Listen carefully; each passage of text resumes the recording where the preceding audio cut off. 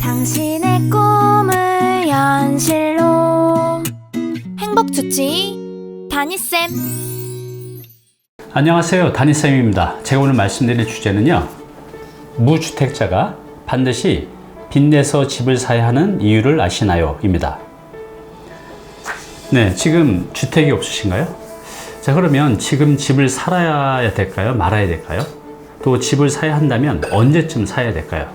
또 하나, 대출을 어떻게 활용하는 게 좋을까요? 네, 오늘은요, 집을 사야 될지 말아야 될지, 또 언제쯤 사야 될지, 또 집을 살 때 필요한 이 대출을 어떻게 활용해야 될지, 이 방법에 대해서 말씀드리도록 하겠습니다.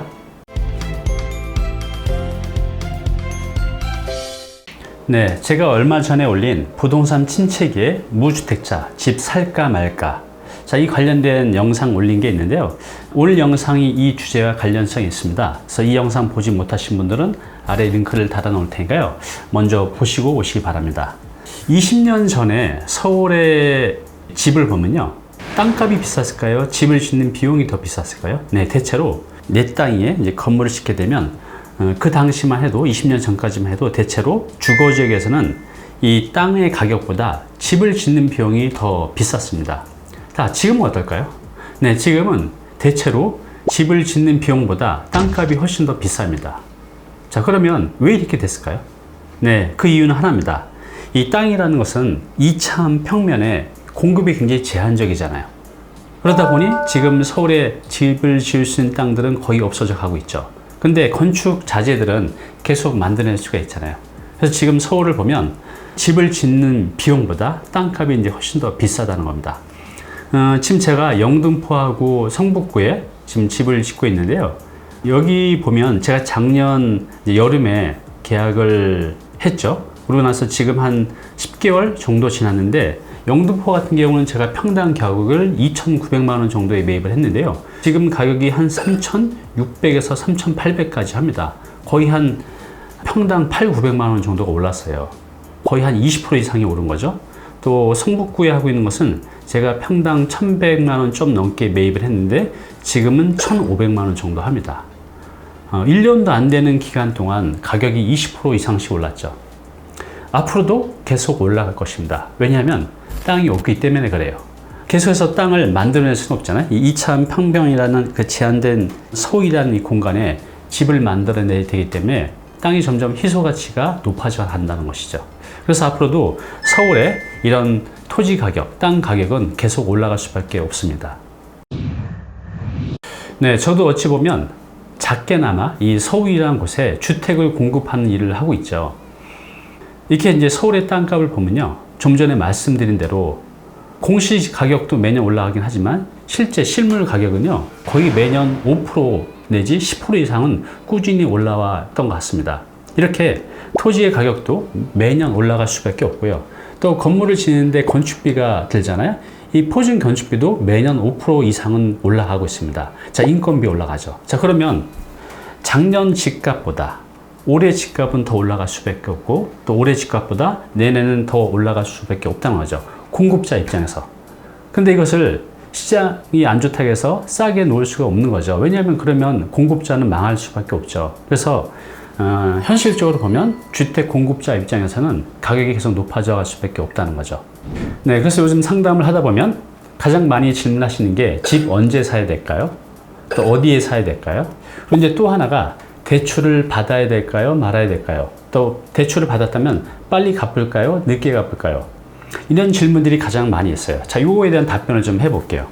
자, 여기 보시면 1979년도 음마아파트 31평짜리의 분양 가격이 2,100만 원이었습니다.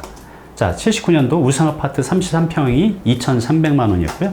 그 다음에 잠실아파트가 2,000만 원 정도 했습니다.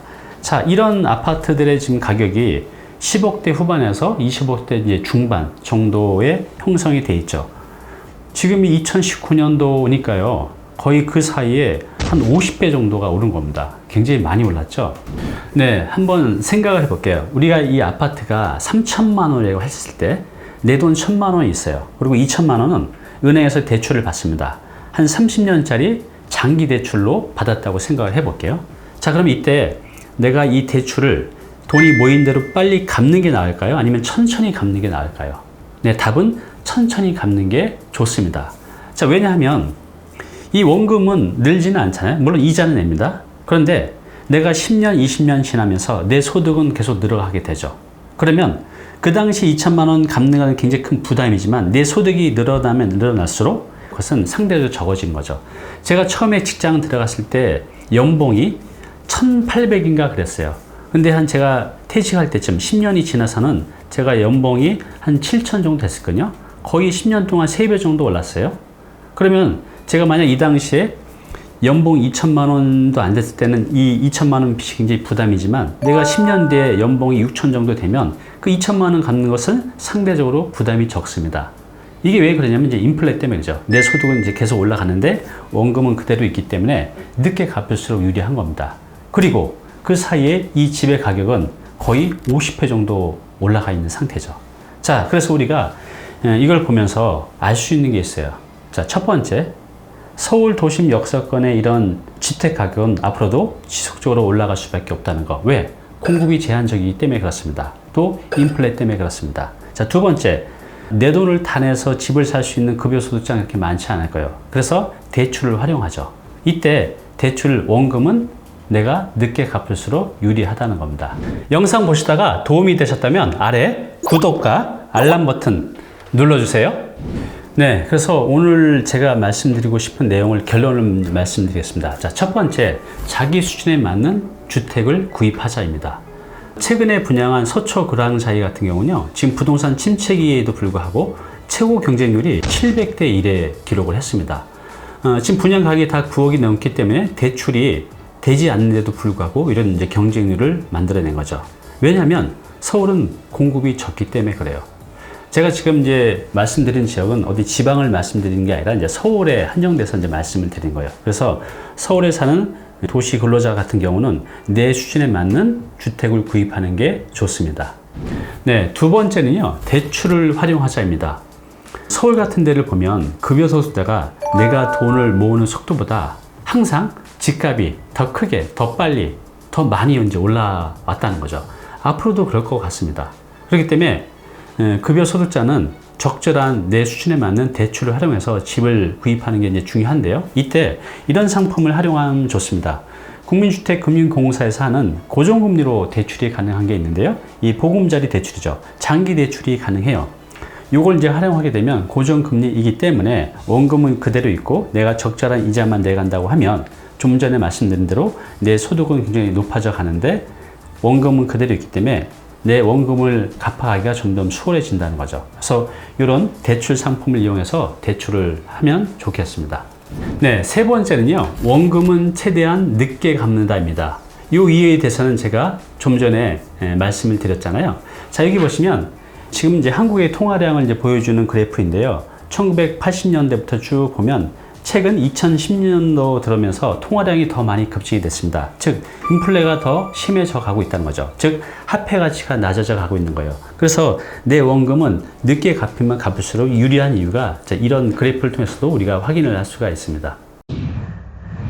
네, 그래서 지금까지 제 의견을 요약을 하면 무주택자 같은 경우는요, 서울에서 집을 구입하는 게 맞다는 게 제 의견이고요. 두 번째, 대출을 활용하시라는 거고요. 세 번째는 그 대출을 가능하면 늦게 갚으시라는 겁니다.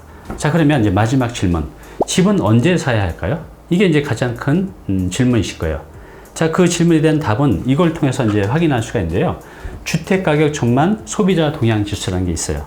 우리가 주택 가격은 수없이 많은 변수를 통해서 움직이죠. 금리, 세금, 수요 공급 뿐만 아니라 국내외 변수를 통해서 주택 가격이 결정이 되기 때문에 그 어떤 누구도 미래 주택 가격이 어떻게 변할지를 장담할 수는 없어요. 자, 그런데 이 주택 가격 전망 이 소비자 동향 지수를 통해서 우리가 어느 정도 집값을 예측할 수가 있습니다. 자, 그럼 이걸 신뢰할 수 있을까요? 네, 그동안의 어떤 이 그래프와 가격을 비교를 해보면 어느 정도는 신뢰할 수 있어요. 이것이 주택 가격의 이제 선행 지수로서 그동안 어느 정도 일치를 해왔습니다. 자, 이걸 보시면 이게 이제 주택 가격 전망 소비자 동향 지수인데요. 자, 여기 보면 이제 100이라고 있죠. 100이 기준점이에요. 그래서 100보다 높으면 사람들은 앞으로 주택 가격은 올라갈 것 같다라는 이제 긍정적인 심리 상태를 보여주고요. 100보다 낮으면 집값이 떨어질 것 같아 라는 이제 부정적인 심리 상태를 보여주고 있는 것입니다. 그래서 이 100을 기준점으로 해서 우리가 집값이 앞으로 어떻게 될지를 예측이 가능한데요. 2013년도 상반기에 보면 100보다 낮았어요. 우리 2013년 이전에 주택 가격들이 어땠죠? 네, 약세였어요.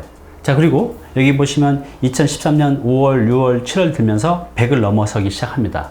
그래서 어떻게 됐죠? 서울의 집값 기억나시죠? 2013년 하반기부터 반등을 시작했어요. 자, 그래서 이걸 보시면 주택 가격의 선행 지표로서 이 동향지수가 어느 정도 예측 가능하다는 건 이제 우리가 확인할 수가 있는데, 뿐만 아니라 여기 보시면 2017년 상반기에 보면 역시 또 100으로 떨어져요.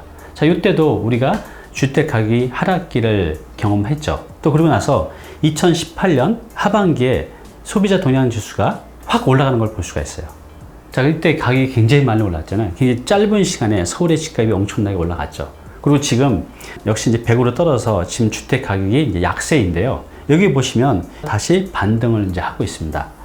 자, 이게 주택 가격을 결정하는 절대 변수는 아니에요.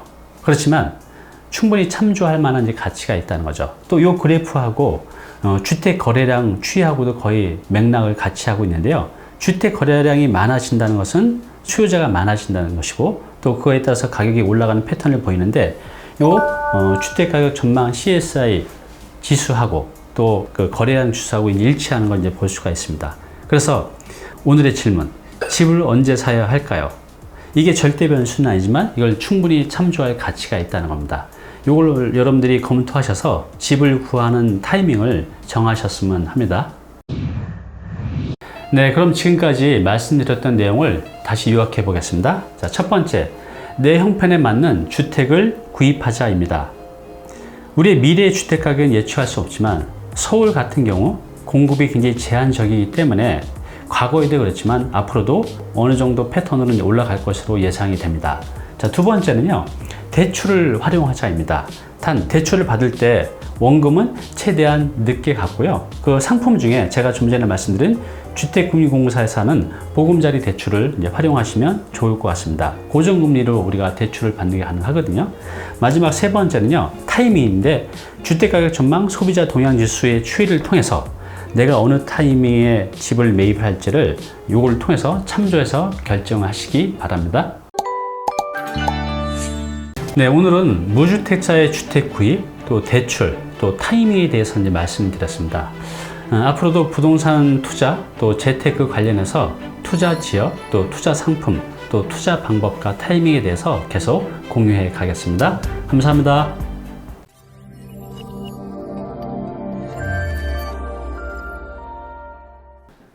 네, 오늘 정보 도움이 좀 되셨나요?